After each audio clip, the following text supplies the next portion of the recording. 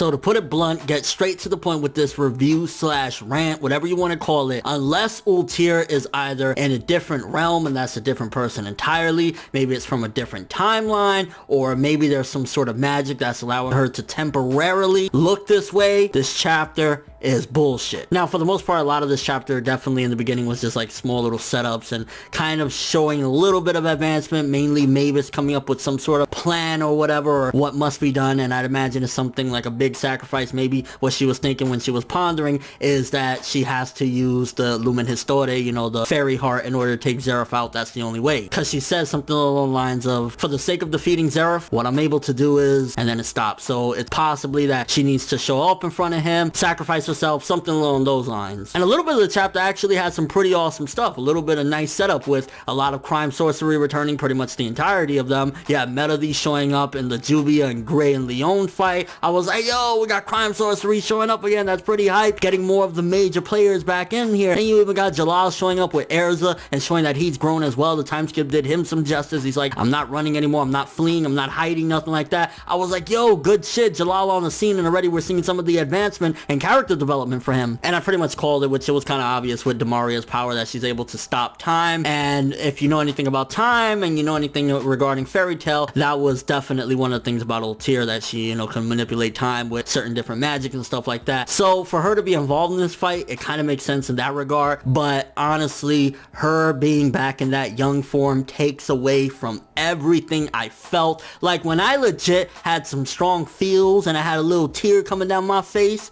over some shit, and then you just completely relegate it to useless and bullshit later on down the road in the story, that is BS. And that just totally takes away from the moment that we had when Ultear did that sacrifice and went from, like, you know, this fine young thing to an old ass lady. That's almost worse than death, because you gotta live the rest of your life as an old lady when you were just like, what, in your 20s, 30s or whatever. Like, I would fucking rather have death than that. So I was like, yo, an insane punishment for her, but ultimately it was, you know, nicely done, and everything that Grace suffered. So that was some amazing shit. If you're gonna take away that and they magically found some cure to make her young again, that is fucking horseshit. What I'm hoping for, and I'm gonna keep my fingers crossed for it, but you never know with Hero, you just really never know. Maybe she's temporarily this way, or it's her from another time zone, or maybe because she's old, she's inside of this time thing that freezes shit. Maybe it could be something to do with that. I don't really fucking know, but if it's the fact that she has been reversed and she's back to normal, that is fucking horseshit, stupid, and it really disgusts me, because you cannot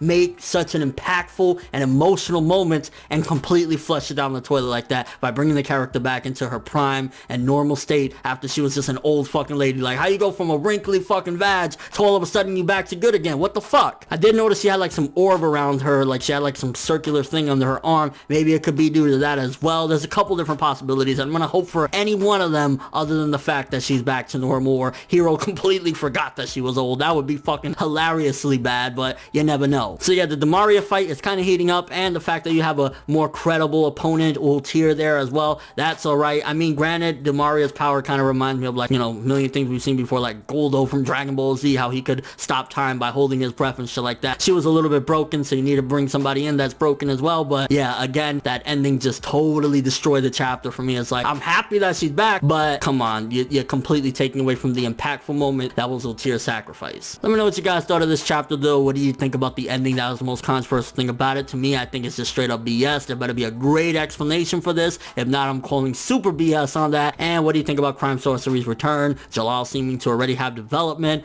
and Mavis's little plan that she was pondering. What do you think she's up to? And your bro thoughts. But thanks for watching. If you enjoyed anything about this video, make sure to drop me a like. I'd greatly appreciate it. And if you want more from me, make sure to subscribe. Follow me on Twitter, Instagram, stalk my Facebook if you want more from me when the video ends. I'm ForneverWorld, and as always, people, have an awesome day.